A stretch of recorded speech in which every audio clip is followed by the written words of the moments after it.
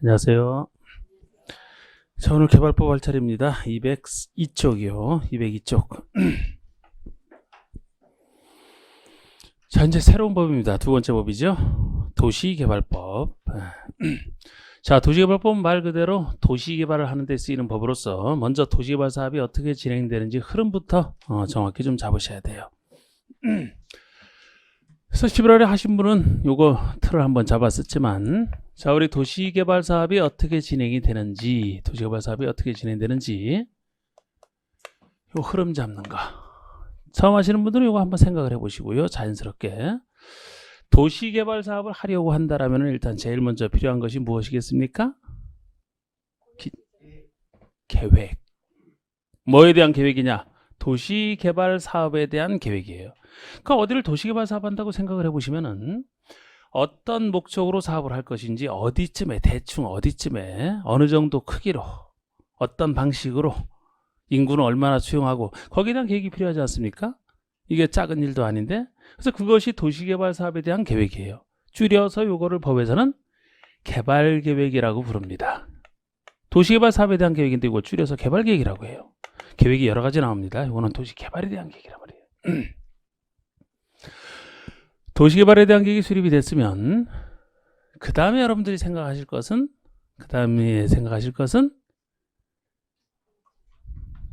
생각을 계속 해보세요. 여러분들 연휴 동안에 지금 오늘 처음 수업인가요? 연휴 끝나고? 어제부터 했어요? 저는 지금 한 5일, 6일 만에 지금 나와서 강의를 하니까 지금 약간 제가 듣기에도 목소리가 좀 이상한 것 같아. 그래서 너무 쉬어도 안 돼. 계속 조금만 쉬고 해야지. 공부하시는 분들도 마찬가지니까 너무 오래 쉬면 이게 머리가 좀 안 돌아갑니다. 자, 하여튼 개발계획을 수립하고 나서 지금 이건 말 그대로 계획일 뿐이에요. 계획. 어디를 어떻게 할지 전체에 대한 계획일 것이거든요. 여행에 대한 계획이라면 여행 전체에 대한 계획을 얘기합니다. 계획을 세웠으면 그 다음에 나올 것을 자연스럽게 생각을 하셔야 돼요. 그 다음에는 사업을 하기 위해서는 어디를 사업을 할지 구체적으로 지정을 해야 돼. 여기서 정한 범위 내에서 구체적으로 땅을 지정해야 됩니다. 어디를 개발할지, 신도시를 어디를 개발할지, 그것을 도시개발 구역의 지정이라고 얘기를 합니다. 그러니까 계획에서는 어디쯤에 대충 위치, 면적 이걸 어디쯤으로 이제 계획상으로 정해놨을 뿐이고, 이 계획에 따라 사업을 구체적으로 하기 위해서는 땅을 구체적으로 지정된 땅이 개발 구역의 지정이에요. 말을 여기서 따온 겁니다. 자연스럽습니다, 이게. 자, 지금 이제 구역까지 지정이 됐는데요. 원래는 계획부터 수립을 하고 구역 지정하는 이 순서가 원래 순서 맞습니다만, 이 순서가 뒤바뀌는 것은 예외적 경우에 그럴 수가 있어요. 예외적 경우에. 녹지나 비도시 같은 곳에, 녹지나 관농자의 도시개발을 할 때는 먼저 도시개발 구역을 지정하고 나서, 구체적으로 구역을 먼저 지정하고 나서 관련된 계획을 나중에 수립할 수 있는, 이건 예외적 경우고요. 이게 원칙적 순서가 되겠습니다. 자, 이렇게 해서 구체적으로 땅이 지정이 됐다라면은, 자, 이제 땅이 지정된 것까지 상상을 해보시고, 땅이 지정이 됐다라면 그 다음에는 사업을 하기 위해서는 뭐가 필요할 것 같아요? 누가 할지를 정해야지. 이제 누가 할지를 정해야 돼. 어디를 개발할지도 정해지지 않은 상태에서 누가 할지를 어떻게 정하겠습니까? 어디를 사업을 하기로 했을 때 거기에 대해서는 이제 누가 이 사업을 시행할 것이냐. 시행자 지정 단계가 구역 지정 다음에 나오는 단계예요. 이 시행자는 역시 우리 개발법에서는 평상시 믿어주는 공공시행자, 믿을 수 없는, 항상 공공은 제가 믿어준다 그랬고 민간은 못 믿는다 그랬잖아요. 그래서 공공은 믿어주기 때문에 민간은 못 믿기 때문에 공공과 민간으로 나눠놓고, 민간 시행자 중에서도 특히 도시개발조합이라는 게 있는데 이 조합은 좀 더 우리가 중요하게 다릅니다. 어쨌든 이것이 시행자 지정 파트예요. 자, 시행자가 이제 구체적으로 지정이 됐습니다. 시행자가 지정이 됐다라면은 그 다음에는 뭐가 필요하냐? 항상 시행자가 지정이 되어야 사업 시행권 따는 절차를 생각하시라고 했죠? 이 상태에서 사업 시행권을 따야지 사업을 할 수 있어요. 그냥은 못합니다. 그 절차를 여기서는 실시계획 인가고시라고 얘기를 합니다. 실시계획을 시행자가 작성을 해서 여기에 대해서 행정기관 인가권자에게 인가를 받고, 인가한 사람이 고시를 하게 되면 인가고시를 받았기 때문에 실시계획 들어올 사업을 실시할 수 있게 되는, 그래서 이걸 통과했을 때 이제 시행자는 이걸 통과함으로써 사업 시행권을 땄다. 우리 도심계획 시설 사업에서도 비슷했잖아요. 이거는. 자, 이제 사업 시행권 땄습니다. 그럼 사업을 할 수 있다 그랬어요. 시행권 땄으니까 사업을 이제 구체적으로 하면 됩니다. 그런데 도시개발 사업은 비교적 큰 사업이기 때문에 사업신권 따고 나서 공사 구체적으로 들어가기 전에 하나의 계획을 더 세우는 게 있어요. 장차 공사 들어갔을 때 조성될 부동산을 누구에게 줄지 미리 정해놓고 계획 공사 들어가라는 거예요. 아무것도 정하지 않고 공사 들어갔다가 끝나고 나서 막 그냥 뭐 대충 누구에게 주는 게 아니고 공사 들어가기 전에 누구에게 뭘 줄지 요걸 만들면 요걸 누구에게 주겠다 요걸 먼저 세워놓고 공사 들어가는 거예요. 그것이 도시개발 사업의 방식에 따라 이름이 달라지기 때문에 여기서 방식을 여기서 얘기를 합니다. 자, 도시개발 사업은 방식이 세 가지가 있죠.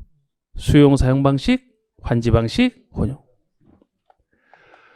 수용 사용 방식으로 할 것이냐 아니면 환지 방식으로 할 것이냐 아니면 이 둘을 섞어 쓰는 것이 혼용하는 방식인데 혼용은 섞어 쓰는 것이기 때문에 이 둘만 구별하시면 돼요. 수용 사용과 환지만 구별하시면 돼요. 이건 섞어 쓰는 것이라. 근데 지금 여기서 이걸 써놓은 것은 요거 다음에 누구에게 뭘 줄지 계획이 이 방식에 따라 달라지기 때문에 여기서 지금 써놓은 것이지 어느 방식을 택할지는 이거 다음에 결정하는 게 아니고 요것은 여기서 결정이 되는 거예요. 여기서 어느 방식을 할지 결정해놓고 여기까지 공통점이라 해요. 공통점. 여기서부터 이제 달라지는 겁니다. 그래서 수용 사용 방식으로 해왔다라면 지금까지 해왔다라면 실식의 인가고시 다음에 어느 계획이 나오냐? 공급 계획이 나와요. 공급 계획. 공급에 대한 계획을 얘기합니다. 어떤 자격 있는 자에게 어떻게 공급을 할지 공급에 대한 계획을 얘기하고 공급 계획 세웠기 때문에 비로소 공사 들어가서 공사 끝났다. 항상 제가 공사 기간은 이렇게 표시를 하죠. 공사 기간이 끝나게 되면 공사가 끝나면 쓰기 전에 써도 되는지 물어본다. 준공검사 공사 완료 공고는 쓰기 싫어서 제가 안 쓰는 거 지금 이 안에 포함되어 있다 보시면 돼요. 공사 끝나고 여기 당연히 포함되어 있다. 큰 틀에서만 쓰려고요. 앞에서는 제가 썼습니다만 그래서 공사 끝나고 준공검사 공사 완료 공고 후에 이제 공급계획에 따라 공급을 합니다. 근데 여긴 별도의 규정은 없어요. 그냥 일반적으로 보통 방식에 따라 공급한다 이렇게 보시면 됩니다. 그래서 별다른 다른 규정은 없는데 환지 방식은 실식의 인가고시 다음에 나오는 것이 환지계획이라 해요. 환지계획을 세워서 인가를 받습니다. 자, 어떤 땅을 누구에게 줄지 이게 환지에 대한 계획이거든요. 그리고 역시 공사 시작해서 공사가 끝났다 그러면은 똑같아요. 준공검사 공사 완료 공고까지는 똑같은데 그 다음에 여기서는 별도로 이제 환지 처분이라는 얘기가 따로 규정이 돼 있단 말이에요. 규정이. 요거는 나중에 보시면 일반에게 분양하기 때문에 별도 규정이 없는데 여기서는 받을 사람 정해진 사람에게만 딱 주거든요. 특정인에게만. 그래서 그자에게 환지 처분하는 것이 별도로 따로 정해져 있어요. 여기는. 그래서 공사 끝난 다음에 계획이 정하는 바에 따라 환지를 줄 사람에게 주는 것을 환지를 처분한다 이렇게 얘기를 합니다. 공사 끝나고 처분하는 것이죠. 이 공사기간이 장기간일 때 중간에 환지 예정지를 지정할 수가 있어요. 임의적 지정할 수 있다. 다른 절차는 이 사업을 하기 위해서는 법에서 정해진 이 절차를 꼭 거쳐야만 됩니다만 환지 예정지만큼은 시행자가 예정지를 지정할 수도 있고 안 할 수도 있다. 임의적. 그래서 임의라고 써놓은 거예요. 중간에 이게 들어갈 수가 있습니다. 이게 기본적인 틀이에요. 이 틀부터 정확하게 기억하시고 도시개발 사업 하기 전에 항상 이거부터 해야 됩니다. 나중에 여기다 살을 제가 조금씩 붙여나가기 때문에 체계 가장 기본적인 체계가 되겠습니다. 자, 별로 어렵지 않아요. 역시 처음 하시는 분들도. 계획이 여러 개 있지만 여러분 요건 개발계획, 실시계획, 공급계획, 환지계획 다 이름에 따라 판단하시면 돼요. 이름에 따라서. 도시개발 사업에 대한 전체적인 계획 아닙니까? 개발 사업에 대한 전체적인 계획? 그러니까 맨 앞에 나오고 요거는 사업 실시에 대한 계획이라서 중간쯤에 나오고 사업 실시하는 걸 전제로 해서 누구에게 공급하겠다, 누구에게 환지를 주겠다. 일반에게 공급하는 거, 특정인에게 환지 주는 거. 그러니까 요것은 뒤에 나올 수밖에 없지. 같은 계획이라도. 한 번 더 해드릴까요? 싫어요? 이미 다 기억하고 있어서 새로운 분들에서 다시 한번 해드리면 이 흐름을 하여튼 외우려고 하지 말고 자연스럽게 여러분들이 도시개발 사업을 하는 행정청이라면 자기 관할구에서 도시개발 사업을 한다라면은 어떤 게 흐름으로 나와야 되는지. 이런 큰 사업인데 계획이 여기에 대한 계획이 없을 리가 없잖아요.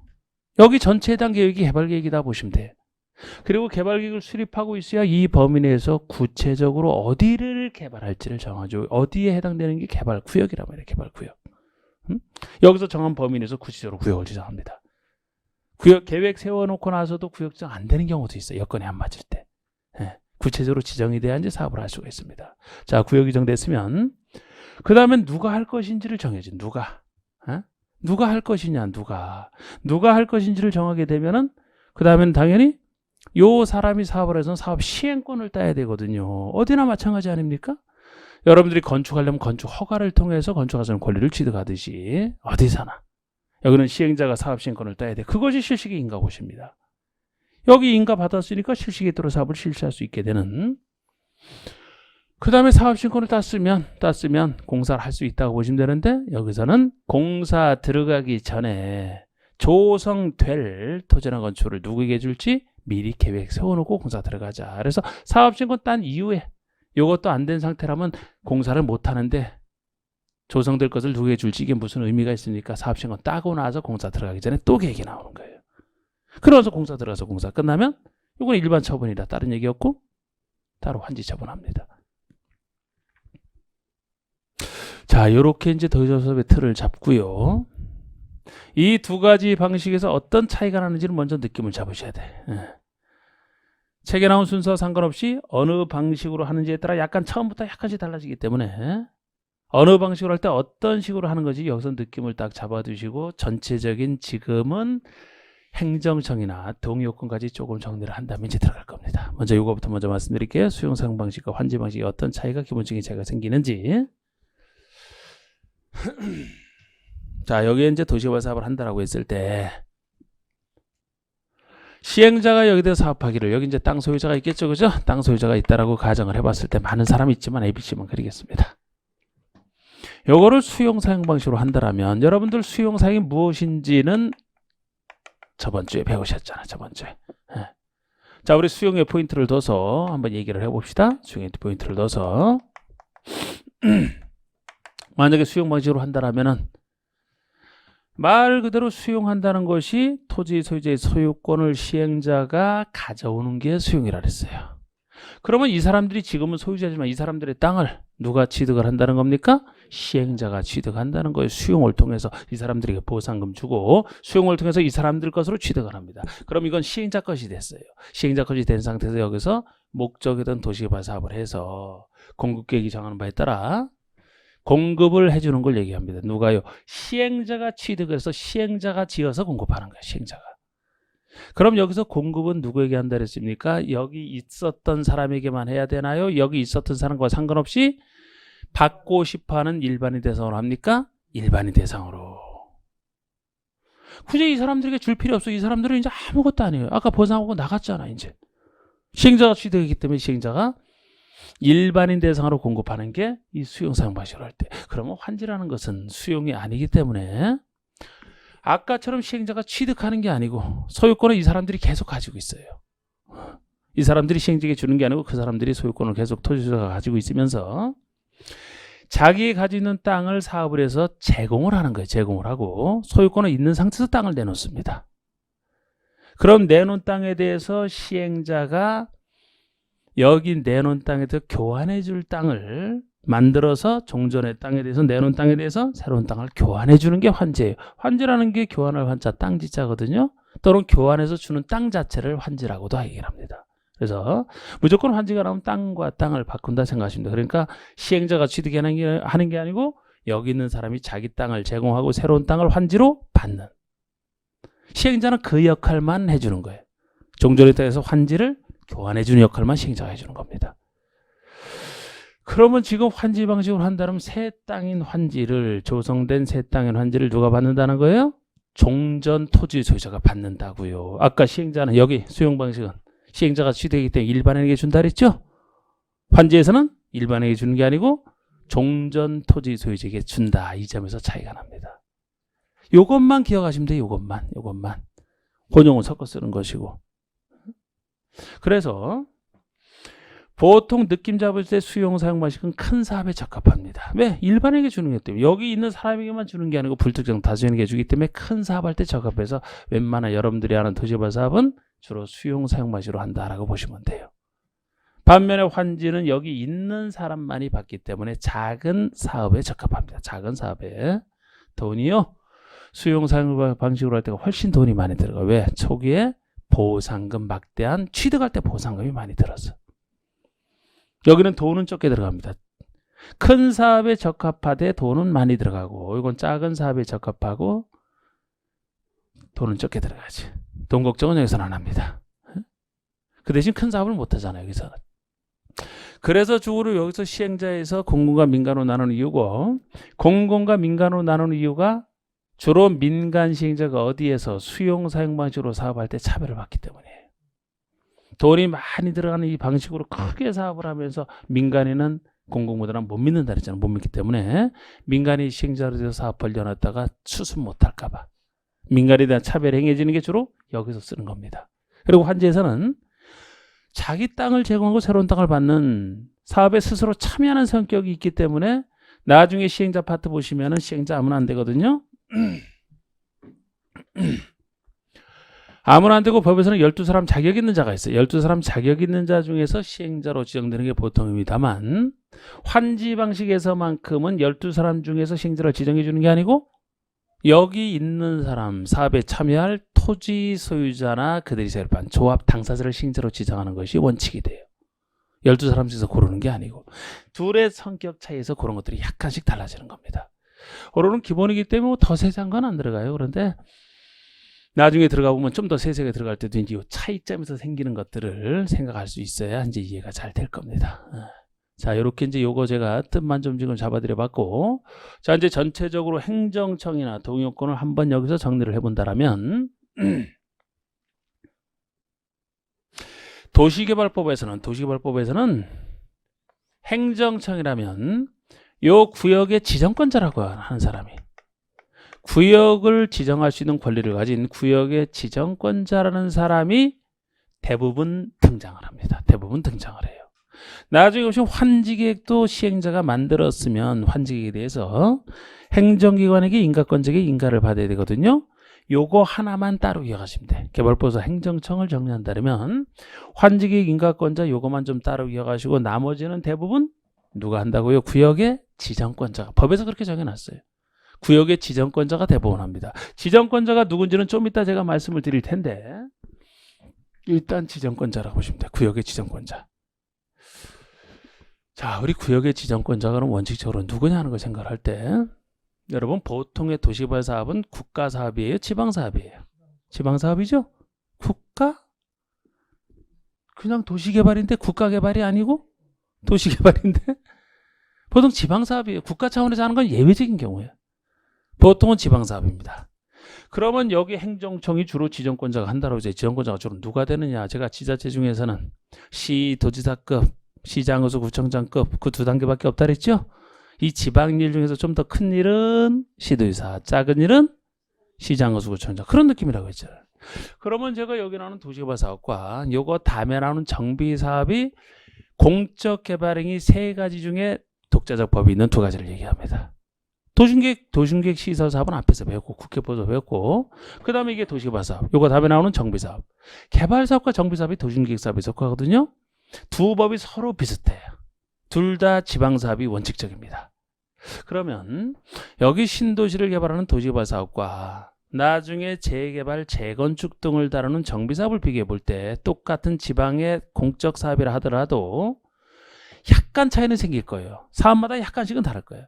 그런데 대체적으로는 도시개발 사업과 정비사업 중에 어느 사업이 좀 더 큰 사업일 것 같아요. 두 사업 중에서는 둘을 항상 비교를 해봐야 돼요. 어느 사업? 도시개발 사업이. 그러면 도시개발 사업을 주로 구역의 지정권자가 한다라면은 누가 할 것 같습니까? 시도지사.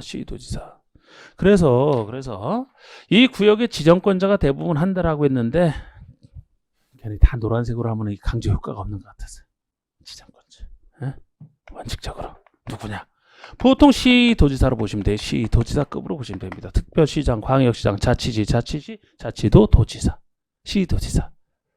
나중에 정비사업에 가면 거기도 예외 있습니다. 원칙적으로 정비사업에서는 시장, 군수, 구청장급이 주로 해요. 여기는 주로 시도지사급이 하고. 왜? 상대적으로 조금 지방사업 중에 조금 큰 사업이라 상대적으로 큰 사업이라 그런 느낌으로.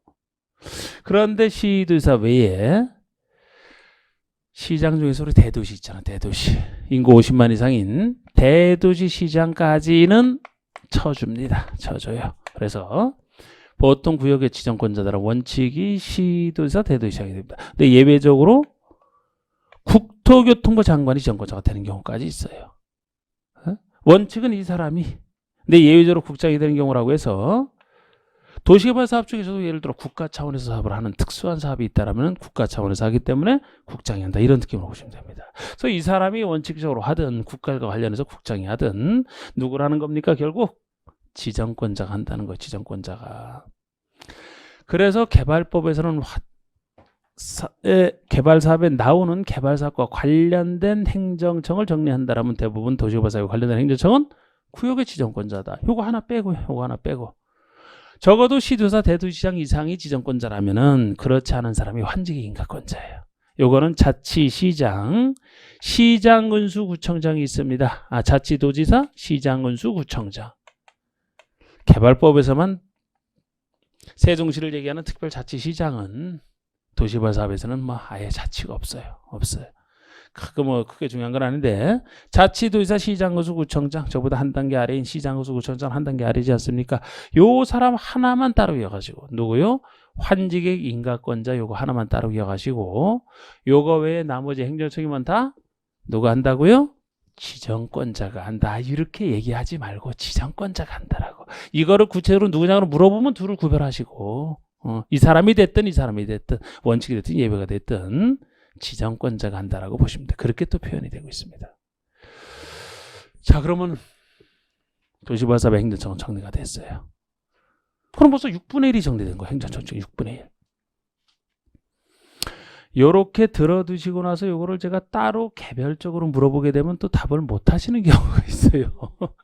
아니, 전체적으로 말씀드렸는데 개별적 적용을 못 하시면 안 되잖아요. 예를 들어서. 적용할 수 있을 것 같아요, 여러분들은? 아니라고. 요즘에서 세 번째 앉으신 분은 참 특이해. 한 번 더 얘기해 드릴까요? 그래도 자기는 알고 있더니 됐다 그러고. 여기서는 당연히 전체적인 걸 말씀드렸지만 개별적인 거 아셔야 돼요. 그러니까 그건 또 모르겠다 그러고. 아니, 전체적인 걸 얘기했으면 개별적으로 적용을 할 수 있어야지 당연히. 해볼까요? 자, 만약에 아예 개별적으로 물어보잖아요. 물어볼 때는 해당 파트에서 물어보잖아요. 만약에 개발계획을 수립한다. 잘 물어보진 않지만 개발계획을 누가 수립하는지를 혹시 질문에서 나왔다면 이건 누가 수립할 것 같아요? 지정권자잖아. 요거 하나 빼놓고 다 지정권자라니까요. 요거 행정청이 만드는 거죠. 시행자 밑에 있는 계획은 시행할 사람이 만들어요. 그런데 그 전에 있는 건 행정청이 만들 거 아닙니까? 그러니까 구역 지정권자가 개발계획 수립하는 거예요. 그리고 구역 지정합니다. 시행자 파트? 보통 12사람 중에서 이런 방식이면 12사람 중에서 시행자를 지정한다 그랬죠? 잘 물어보진 않아. 이런 단순한 행정청은. 그런데 만약에 시행자를 누가 지정하는지 그러면 누가 지정을 합니까? 구역 지정권자가 지정한다 보시면 돼요. 아까 제가 환지 방식에서만큼은 12사람이 아니고 토지 소유자나 조합을 시행자로 지정하는 게 원칙이라고 제가 말씀드렸죠? 그건 누가 지정해 줍니까? 이 사람이 역시 이 사람이. 나중에 조합 파트 가면 조합을 일단 새로 만들어야 됩니다. 조합을 만들기 위해서는 일정한 요건을 갖춰서 설립인가를 행정청에게 받아야 돼요. 설립인가 받고 나서 등기를 해야 성립을 합니다. 등기는 행정청이 하는 게 아니고 행정청이 받는 건 인가잖아. 설립인가권자는 누굽니까? 지정권자에게 설립인가 받는 거라고. 지정권자에게. 이걸 시장군수구청장 그럼 틀려요. 시장군수구청장은 지정권자가 될 수 없기 때문에. 예를 들어서 실시계획 작성은 시행자가 합니다. 시행자 밑에 있는 계획은 시행자가 실시할 사람이고 공급할 사람이고 환지할 사람이기 때문에 이 계획 만드는 것은 시행자가 만들어요. 근데 만들고 나서 인가는 누구에게 받느냐? 지정권자에게 받는다 말이에요. 요거 공급계획 작성을 해서 시행자가 작성을 해서 요거는 지정권자에게 제출하라 이렇게 돼 있어요. 제출하게 돼 있습니다. 여기든 제가 안 써놨지만 공사 끝나고 나서는 준공검사를 신청해서 받는다 그랬어요. 그 준공검사는 누가 해주는 겁니까? 지정권자가. 그리고 공사 완료 공고도 행정청이 하는 거 아닙니까? 지정권자가 한단 말이야. 다 안 써놨지만. 요거만 따로 기억하시면 되고. 큰 틀에서만 제가 적어놨거든요.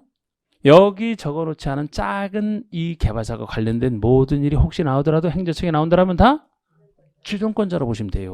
요거 하나 빼놓고 다 지정권자라고. 요게 개별적 적용을 얘기하는 겁니다. 자, 우리 이제 행정청은 이렇게 정리를 했고, 가끔 여기서 우리를 괴롭히는 거죠. 숫자를 지급하는 게 조금 무리인가 아닌가 싶기도 한데, 우리 개발부서는 종종 이제 그 동의요건 얘기가 나오거든요. 동의요건. 어느 정도 동의를 받아서 뭐 하느냐. 근데 이 동의요건 정리할 때가 다 제각각이라 그나마 조금 쉽게 하려면 제일 중심이 되는 것을 딱 기억하시고 그렇지 않은 것을 그 중심이 되는 것과 비교해서 조금 하시는 게 조금 더 나아요. 그래서 보통 개발법에서 중심이 되는 동의요건이라면 제일 많이 나오는 동의요건이 면적 3분의 2 이상, 면적 3분의 2 이상에 해당하는 소유자 동의와 밑이에요. 또는이 아니고 와 플러스를 얘기합니다. 소유자 총수 사람 기준으로 2분의 1 이상 동의를, 면적 3분의 2 이상에 해당하는 소유자 동의를 받고 사람 수 기준으로 2분의 1 이상에 해당하는 소유자 동의를 받는, 요거를 개발법에 나오는 보통의 동의 요건으로 요거를 보시고 이렇지 않은 예외 세 가지가 있어요. 어떤 건 숫자는 같지만 뜻이 달라지는 이렇지 않은 예외 세 가지가 따로 있단 말이에요. 그래서 이런 동의요건 정도에서 앞으로 이제 할 때마다 계속 반복이 돼서 하다 보면 나중에 기억이 됩니다. 보통은 이렇게 동의요건을 보시고 이렇지 않은 예외 세 가지를 따로 기억하시는 게 조금 더 편하게 할 수 있는 거예요. 이렇게 해서 전체적인 거 일단 말씀드리고 이제 하나하나 들어갑니다. 자, 203쪽 봐주시죠. 203쪽.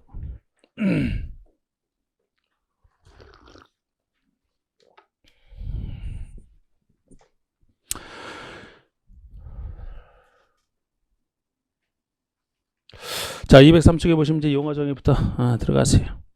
여기 용어는 뭐 간단합니다. 개발법에 나오는 두 용어는 내용에서 많은 용어가 나오지.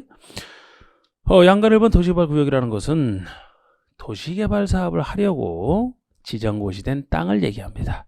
그러니까 도시개발 사업 하려고 지정된 땅이 도시개발 구역이고요. 도시개발 사업이다 그러면은 구역 안에서 하는 각종 사업을 도시개발 사업이라고 합니다. 다른 데서는 안 돼요.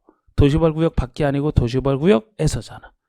정해진 구역에서 주거용이든 상업용이든 산업용이든 유통이든 정보통신 등의 기능이 있는 단지나 시가지를 조성하기 위해서 하는 각종 사업을 얘기합니다. 그러니까 예를 들어서 주거용 단지, 주거단지를 조성한다, 상업용 시가지를 조성한다, 구역 안에서는 각종 단지나 시가지를 조성하는 각종 사업을 다 도시개발 사업이라고 합니다. 03번의 국계법에서 사용하는 용어는 이 법으로 특별히 정하는 경우 외에는 이 법에서 적용한다. 도시개발법에서 따로 정하는 게 있으면 도시개발법의 내용을 먼저 적용하고 여기서 정하는 경우 외에는 없는 내용에 대해서 국계법을 적용한다 그런 얘기예요. 개발법이 특별법이니까 국계법보다는. 넘기시고 이제 구역 지정부터 나옵니다.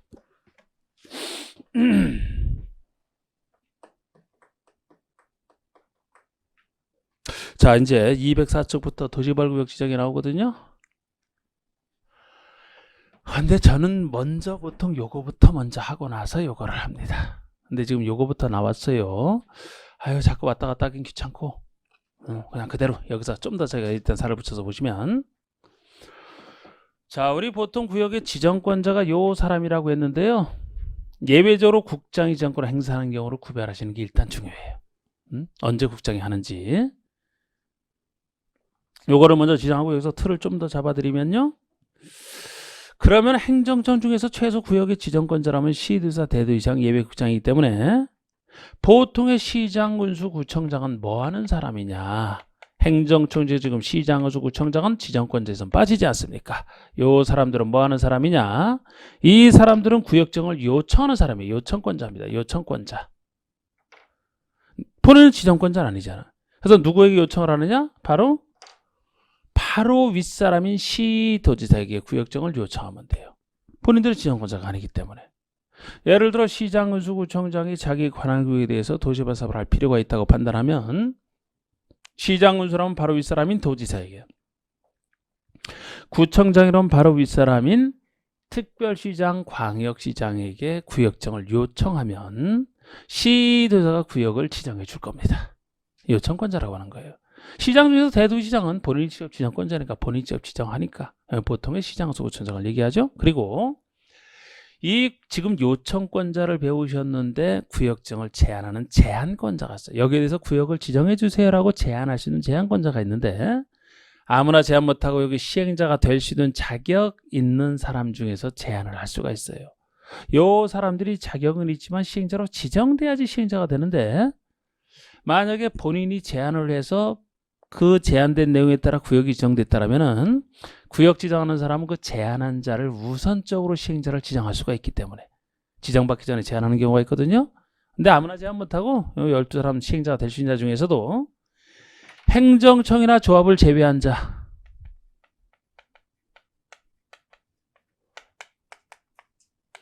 행정청이나 조합을 제외한 시행자가 될 수 있는 자, 이렇게 요거를 제한권자라고 보시면 돼요. 제한권자라고 보시면 됩니다. 제한권자, 요 사람들이 제한할 수 있는데 일단 행정청이나 조합을 제외한 시행자가 될 수 있는 자예요. 그리고 제한하더라도 보통 구역 지정을 제한한다라면은 구역을 지정하는 사람에게 제한하는 게 보통의 원리거든요. 그런데 여기는 지정권자에게 제한하는 게 아니고 바로 요청권자에 불과한 시장구청장에게 제한하는 게 보통입니다. 그럼 이 사람이 요청권자에게 제한하면 요청권자가 이 제한을 받아들여서 요청을 하게 되는 이게 원칙적 구조예요. 근데 일단 요거부터 볼까요? 요것도 누구에게 제한하는지도 특이하지만 그림으로 그럼 이렇게 되죠. 요 사람은 누가 제한할 수 있는지 행정청과 조합을 제외한 시행자가 될 수 있는지. 왜 그러면 12사람 중에서 행정청과 조합은 제한권자가 아니냐 생각하시면 돼요. 생각하시면. 행정청은 제한권을 인정해 줄 필요가 없죠, 여러분. 예? 안에 행정청에서 대부분이 지정권자잖아요. 본인이 왜 제한을 합니까? 지정하고 싶으면 지정하면 되지. 만약에 지정권자가 아닌 행정청이라면 이 사람밖에 없죠? 제한할 필요 없죠? 왜? 직접 요청하면 되니까. 그러니까 행정청은 제한권자가 될 수가 없어요. 왜? 요청권자 내지는 지정권자가 바로 되기 때문에. 인정할 필요가 없잖아요. 그럼 조합은 왜 안 되냐? 조합은 왜 안 되냐? 도시개발조합은요. 여기 시행자가 될 수 있는 12사람 중에서 한 사람이지만 다른 사람들은 그전부터 있었던 사람이야. 그전부터. 도시개발과 상관없이 그전부터 있었던 사람인데 시행자로 지정받을 수 있는 자격이 있거든요. 그런데 조합만큼은 그전부터 있었던 사람이 아니고 도시개발을 위한 조합이기 때문에 도시개발 사업과 관련하여 새로 만들어진 단체예요. 이거는. 언제 만드느냐? 구역 지정 전에는 못 만들어요. 구역 지정 이후에 만드는 게 조합이에요. 그럼 구역 지정을 제한한다는 얘기는 구역 지정되기 전이죠. 그러니까 구역을 지정을 제한하는 단계에서는 도시개발 조합은 있어요, 없어요? 없어요. 만들어지지도 않았다니까. 근데 어떻게 제한을 합니까? 그래서 이론상 제한할 수가 없는 거예요, 이거는. 그래서 누가 제한할 수 있느냐? 행정청이나 조합을 제외한 시행자가 되느냐. 그래서 그 전에 이걸 갖고 문제를 내기를 도시개발 조합이 도시개발 구역 지정을 제한할 수 있다. 그래서 틀린 집은 그게 정답이었어요. 말이 안 되는 얘기죠. 그리고 이때도 굳이 여기다 쓴다라면은 제한할 때 민간이 제한할 때는 면적 3분의 2 이상 동의입니다. 면적 기준으로 3분의 2 이상 동의로 충분해요. 일반 동의에 대한 예외 중에 하나가 이겁니다. 총수는 필요 없어요. 여기서는. 일반 동의에 대한 세 가지 예외 중에 하나가 이거예요. 이 정도면 제한해서 기본은 다 한 거예요. 지금 이게. 그래서 참, 좀 노트 같은 것들 좀 가지고 다니시면 좋을 거라고 생각하는데, 노트 없는 분들이 많네. 이걸 그리고 여기다 지금 요걸 제가 붙였죠? 요것도 크게 그리지 않았으면 이걸 어떻게 붙이시려고? 책에다 살짝 적어서 어디다 붙이시려고, 이거를. 여기만이 아니라 나중에다 또 붙인단 말이에요. 요거 바탕으로 해서 또 붙이고 또 해서 최소한 효율적으로 가장 간단한 체계들을 만든단 말이에요. 이걸 가지고. 그러니까 책에다 어디 하면 할 데가 없어요. 일부야 지금 붙인 게. 그리고 이런 것만 나중에 계속 반복을 통해서 알게 되면은 내용을 공부하면 할수록 요거 간단하게 요거만 보고 다 떠오른단 말이에요. 핵심은. 최근에 문제 나왔던 것도 이 중에서 다 이런 거에다 있는 이런 틀 속에 있는 내용들이죠. 예를 들어 이 사람이 이 사람에게 요청하지 국장에게 요청하는 게 아니잖아. 근데 그렇게 해서 틀리게 낸 적도 있고 예를 들어서. 이 흐름만 가지고서도. 자, 여기서는 이게 일단 기본이에요. 이거 틀 잡고 이거 왜 국장이 특이하게 나서느냐. 자, 봅시다. 204쪽에 구역의 지정권자부터. 야, 일주일 만에 왔다고 목소리가 그전처럼 안 살아나는데 참. 자, 지정권자 보시면 다음에 하나에 해당하는 자는 계획적 개발이 필요하다고 인정되는 때는 도시개발구역을 지정할 수 있다. 박스에 해당하는 자가 원칙적 지정권자에 필요하면 지정할 수 있는 특별시장, 광역시장, 도지사, 특별자치도지사, 요걸 이하 시도지사라고 하는 겁니다. 시도지사. 하여튼 개발법에서는 아예 특별자치시장만 싹 빠지고 얘기를 하는데, 특별자치시장 같은 경우도 그냥 법에 만들 때 안 넣었어요. 그쪽 세종시는 그쪽 특별법에 따라 해서 그런지 하여튼 뺐습니다. 그런데 그건 뭐 지금까지 물어본 적도 없고, 역시 너무 그렇게 세밀하게 신경 쓰지 마시고 보통 시도지사가 한다. 그런데 동그라미 2번에 얘기하는 게 대도시 시장이죠. 보통의 시 중에서 인구 50만 이상인 대도시. 그래서 보통 다른 얘기 없으면 지정권자는 시도지사 또는 대도시장이 되는 겁니다. 그런데 그 아래 일단 예외 중에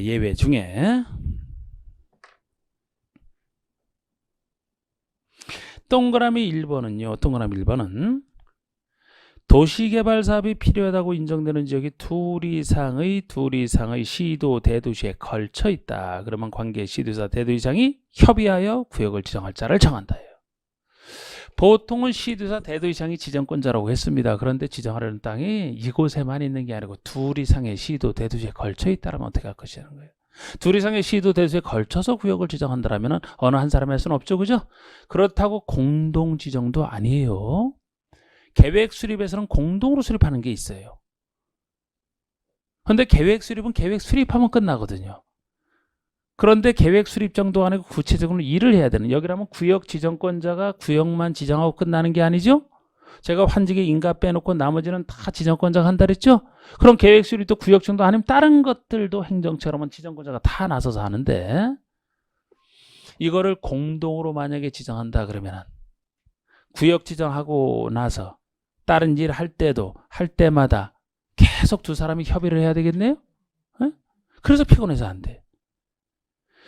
그래서 이렇게 많은 일을 일하는 사람 뽑을 때는 혼자 할 수는 없고, 그렇다고 공동 지정은 아니고, 혼자 할 수는 없으니까 두 사람이 관련 사람이 협의를 해서 한 사람을 정해주라는 거예요. 지금 이게 이런 게 이겁니다. 그러면 처음에 협의를 해서 한 사람 정해주면 정해진 그 사람이 뒷일을 다 하면 되겠죠? 그럼 일 편하게 하잖아. 안 그러면 공동지정하면 일할 때마다 협의를 해야 되고, 혹시 잘 나가다가 한번 협의가 안 되면 또 못하지 않습니까? 이런 식의 얘기예요. 그래서 둘 이상의 시도 대도시에 걸쳐 있다면 관계되는 시도지사 대도시장이 협의를 하여 구역 지정할 자 한 사람을 정해주라는 겁니다. 공동지정과는 비슷하지만 다른 개념이에요, 이거는. 그런데 제가 여기서도 뭐 동그라미 2번 예에도 있지만 제가 국장이 하는 거를 보여드린다고 했잖아요. 그게 동그라미 2번이네. 동그라미 2번. 나는 이거 나온 거 보고 동그라미 2번은 그 시도지사가 국장과 협의될 대상이 있거든요. 그거를 뺄라 그랬더니만 그건 아예 여기 없네. 뭐 없어도 돼. 그거는 없어도 되는데, 동그라미 2번 보세요. 이게 국장이 지정권을 행사하는 경우입니다. 국장은 다음에 어느 하나에 해당하면 도시개발구역을 지정할 수 있다. 5가지가 있어요. 시험에는 상대적으로 많이 나온 거예요. 이게 상대적으로 많이 나왔지만 그대로 이해하시면 돼. 그대로 이해하시면 되고, 니은번과 디귿번, 니은번 정도가 상대적으로 틀린 예로 더 많이 나왔어요. 니은번 정도가. 자, 우리 기업군 보시면 국가가 사업을 실시할 필요가 있답니다. 뻔하잖아요. 국가 차원에서 사업을 실시할 필요가 있다는데, 그럼 국장이 나서야지. 시도 차원이 아닌데. 여러분, 도시개발 사업을 하는데 국가 차원에서 지금 기업번에 해당하는 국가 차원에서 도시개발 사업을 한 얘가 어디가 있을 것 같아요? 판교신도시 같은 거예요. 판교신도시 같은 거. 경기도에서 했지만 경기도 차원에서 한 게 아니라고. 그게 국가 차원에서 수도권의 인구 집중 이런 걸 막고 하고자, 서울에 또 집값 많이 오르고 막 이런 거 막고자 하는 차원에서 한 게 판교신도시입니다. 규모도 크잖아. 그래서 그래서 그거는 구역지정부터 누가 했을까요? 국토교통부 장관이 지금 나서서 한 거라고. 그게. 예, 웬만한 도시에 봐서 작잖아요. 판교랑 달라 차원이. 예, 그런 게 바로 국가 차원에서 한 겁니다. 그러니까 국장이 나서는 거예요. 뻔하잖아. 근데 이건 뻔한 것이고, 니은번을 제일 많이 바꿔서 냈는데 이게 관계 중앙행정기관장이 요청할 때 요청. 행정청에 요청하잖아요. 누가 요청했느냐? 중앙행정기관장이 요청을 했대. 그럼 중앙행정기관장이 요청을 했다면 어느 일과 관련해서 요청한 겁니까? 중앙행정기관이 바로 국가 일을 나눠서 맡아 하는 것이 중앙행정기관이죠. 각 부 장관. 그러니까 국가 일과 관련해서 요청했으니까 국장에게 권한을 주는 것이죠. 이게. 국가 일과 관련해서 장관이 요청하는데 시도에서에게 요청해서 시도에서 할 것 같습니까? 아랫사람에게 요청을 해서? 말이 안 되잖아. 요걸 어떻게 바꿨느냐? 시장군수구청장이 요청한 경우 이렇게 해서 틀리게 된 적이 제일 많아요. 여러분 근데 상식적으로 생각을 해보시면 이렇게 틀리게 되는 게 시장군수구청장이 구역지정을 요청한다라면 어느 일과 관련해서 요청하는 겁니까? 어느 일과 관련해서? 시군구 일과 관련해서지.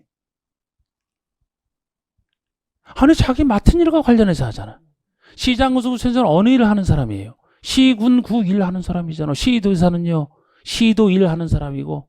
어? 그러니까 시장군수구청장이 요청하는데 만약에 어느 시장이 예를 들어 경기 남양주 시장이 국가일과 관련해서 요청을 한다고 자기가 뭔데 국가일과 관련해? 에? 남양주 시장에 불과한데. 그러니까 이 사람이 요청하는 것이 시군구 지방일 중에서 시군구와 관련돼 있기 때문에 본인은 지정권자가 아니라 어쩔 수 없이 시도에게 요청하는 거란 말이에요. 국장이 요청하고 싶어도 요청할 수가 없다니까. 국가일이 아닌데. 그래서 요 중앙행정기관장이 요청해야 국가일과 관련해서 요청하는 거 아닙니까? 요거를 시장에서 구청장으로 바꿔서 틀리게 낸 거라고 이거를. 중앙행정기관이 각 부를 얘기한다니까요. 지방이 아니고 중앙이잖아. 기관장이면 각부 장관이죠. 국장은 중앙행정기관장의 한 사람이지. 예?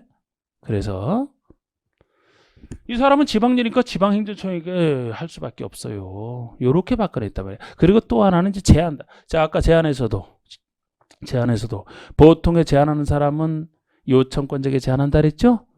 국장에게 직접 제안하는 경우 없어요. 원칙은. 그런데 예외적으로 국장에게 직접 제안할 수 있는 사람이 있어요. 이것도 제안 중에서 특수한 경우란 말이에요.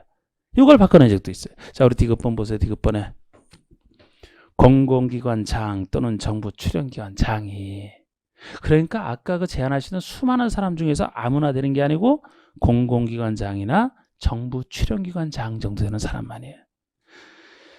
공공기관은 각종 공사고, 정부 출연기관은 정부에서 돈을 출연해서, 정부에서 일정한 기금의 돈을 출연해서 도와준 게 정부 출연기관인데, 다른 사람 아니고 공공기관장이나 정부 출연기관장이라면은 국가일과 관련돼서 제안할 사람이라 이겁니다. 그것도 규모가 작게는 안 되고 30만 제곱미터 이상으로서 국가기관과 밀접한 관련이 있는 구역을 제한할 때예요. 그러니까 보통 제한 중에서 이 요건을 따로 갖춰야 되잖아요. 사실 공공기관장이라고 지금 나와 있지. 엄밀하게는 지방공사는 여기서 빠지거든요. 여기 책에는 표시가 안 돼 있지만, 예를 들어 지방공사는 지방마다 있는 공사잖아. 그건 지방일을 하는 사람이죠. 그래서 빠지는 거예요. 원래는 엄밀하게는. 혹시 이것도 지방공사장이 이렇게 나오면 그건 틀리는 거예요. 네. 여기 그렇게까지는 표시가 안 돼 있지만, 그러니까 제한자 중에서도 공공기관이라든지 정부 출연기관장 정도가 되면은 다른 것도 제한할 수 있지만 국가기관과 관련돼 있고 면적 30만 이상이라면 국가일과 관련돼 있기 때문에 국장에게 제한하는 걸 얘기합니다. 다른 사람은 이렇게 국장에게 제한을 못해요. 그러니까 토지 소유자 이런 사람들이 이런 제한 못하죠. 그래서 이런 사람이 구역정을 제한할 때입니다. 제한할 때. 이 제한에 대한 예외요. 보통 제한에 대한 예입니다. 그리고 리을번은 관계 시도사 대도시장의 협의가 성립되지 아니할 때, 아까 여러분 둘 이상의 시도 대도시에 걸쳐 있다면 관계되는 사람이 협의를 해서 한 사람을 정해준다 그랬죠? 그런데 그 협의가 안 될 때 얘기야. 그 협의가 안 되니까 협의해서 지정해 줄 수가 없죠. 그 사람들이. 그러니까 국장이 나서겠다는 거예요. 그때는 시도지사가 협의가 안 되기 때문에 윗사람이 국장이 직접 나서서 지정을 해주겠다는 겁니다. 그리고 5번이 미음번이 천재지변 그 밖의 사유로 사업을 긴급하게 할 필요가 있다. 항상 긴급한 경우는 어디서나 예외 인정하는 사유거든요. 그러니까 여기는 원칙에 대한 예외가 되는 거라고. 그러니까 다른 것들 뻔하지 않습니까? 리을번에 협의가 안 되니까 국장이 그래서 니은 디귿번 정도를 좀 더 눈여겨서 살펴보면 되는 거예요. 볼 때. 다른 건 다 이해하시면 되고 이게 가장 기본 중에 하나였고 자 이제 요청을 보실까요? 2번에 양가로 1번 요청 동그라미 1번 보세요. 요청권자가 누구냐? 보통의 시장, 군수, 구청장. 시장에서 대도지사는 당연히 빠지고 시장에서 구청장은 누구에게 요청할 수 있다 돼 있어요? 바로 이 사람이 시도지사에게 요청할 수 있다지. 이걸 국장에게 요청한다면 틀리는 거 아닙니까? 저 그림. 시도지사에게 구역을 요청할 수 있다. 자, 옆에 양가로 2번에 제한권자 보세요. 제한권자. 양가로 2번에 동그라미 1번. 누가 누구에게 제한하는지가 기본입니다. 국가, 지자체, 도시개발 조합을 제외한 도시개발 사업의 시행자가 될 수 있는 자. 국가, 지자체가 행정청이죠. 그리고 도시개발 조합을 제가 조합이라고 표현했죠. 행정청이나 조합을 제외한 시행자가 될 수 있는 자니까 행정청이나 조합은 제한권자가 아니다. 행정청이나 조합을 제외한 시행자가 될 수 있는 자는 누구에게 보통 제한하느냐? 지정권자에게 제한하는 게 아니고 특별자치도지사는 들어가 있지만 시장은수 구청장에게 제한할 수 있대잖아요. 그럼 시장은수 구청장이 받아서 요청을 해주겠죠.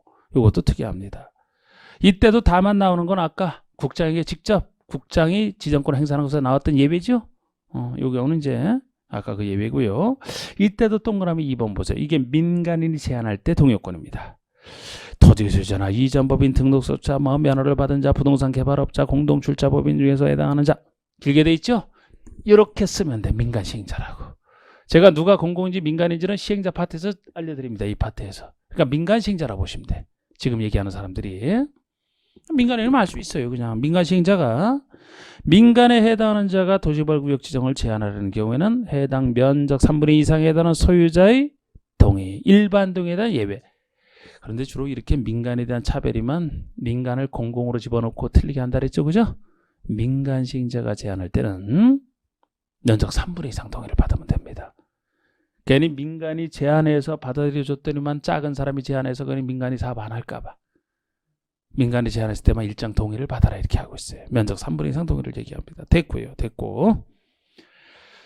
자, 그러면 넘겨보시고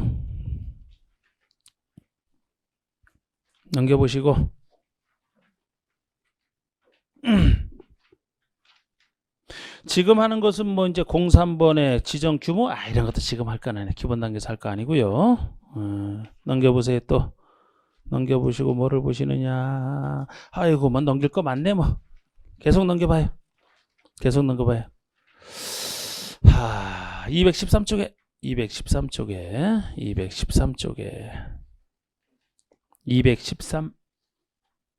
05번에 구역의 지정고시 효과가 나옵니다. 자, 구역이 지정됐을 때 어떤 효과가 생기느냐. 지금 구역 지정을 기본적으로 배웠잖아요. 누가 지정하는지를. 구역의 지정고시 효과를 보시면 05번에 1번 도시개발구역이 지정고시된 경우에 해당 도시개발구역은 국계법에 따른 도시지역과 지구단위계획 구역으로 결정 고시된 것으로 본다. 저절로 이렇게 의제가 됩니다. 관리계획 세울 필요 없이. 다만 국계법에 따른 지구단위계획 구역 및 여기서 지구단위계획 구역이라는 것이 엄밀하게는 비도시 지역에 지정된 지구단위계획 구역을 얘기해요. 비도시 지역에 지정된 지구단위계획 구역. 여기 국계법 몇 조에 따른 그런데 이제 그걸 몇 조를 빼버려서 그런데 비도시 지역에 지정된 지구단위계획 구역 및 취락지구로 지정된 지역인 경우에는 그러하지 아니하다. 그렇게 의지되지 않는다. 이게 기본 효과인데요. 이게 기본 효과인데. 예를 들어 이곳이 도시발구역으로 지정이 됐다라면은 이게 도시발구역으로 지정이 됐다라면은 이 구역이 지정되자마자 어떤 지역으로 지정서로 의제되는 이런 효과가 생기느냐, 무엇으로 의제되는 효과, 지정서로 보는 효과가 생기느냐, 도시지역과 지역상으로는 도시지역과 지구단위계획구역으로 지구단위계획구역으로 지정된 것으로 본다. 의제가 된다는 겁니다. 저절로. 예를 들어 이게 농림지역 전체가 농림지역이었다 하더라도 농림지역인 상태에서 이 농림지역은 보존할 땅이라 이 지역인 상태에서는 도시개발을 하고 싶어도 할 수가 없어요. 보존할 땅이라. 그래서 그러면 농림지역을 도시개발할 수 있는 땅으로 바꿔놔야 도시개발이 가능한데 어느 관리계 결정권자에게 맡기더라도 도시개발을 하기 위해서는 도시지역으로 바꿀 수밖에 없는 게 뻔하기 때문에 우리 특별법인 도시개발법에서는 어느 곳에 도시개발구역이 지정되는 순간에 도시개발구역은 저절로 도시지역으로 결정구역으로 본다. 농림지역에서 저절로 도시지역으로 바뀌는 겁니다. 관리계획 세울 필요 없이. 그래야 개발이 되니까. 근데 이것만으로는 충분한 구체적 개발을 담보할 수는 없어요. 완만한 보통의 개발이기 때문에. 그래서 우리 도시개발 사업을 할 때는 특유한 개발을 하기 위해서는 도시개발 지구단위계획이 필요하다라는 말 생각나시죠? 어느 특별한 도시개발 사업을 해야 되는데 할 수 없는 땅이라면 지구단위계획을 세워서 사업을 할 수 있게 만들어줘야 되지 않습니까? 지구단위계획을 세워야 되기 때문에 지구단위계획을 세우기 위해서 뭐가 지정이 돼야 돼요? 지구단위계획 구역이 지정이 되어야 지구단위계획을 세울 수 있기 때문에 지구단위계획 구역으로도 지정된 것으로 보겠다는 거예요. 저절로. 그래야 개발할 수가 있기 때문에 그렇습니다.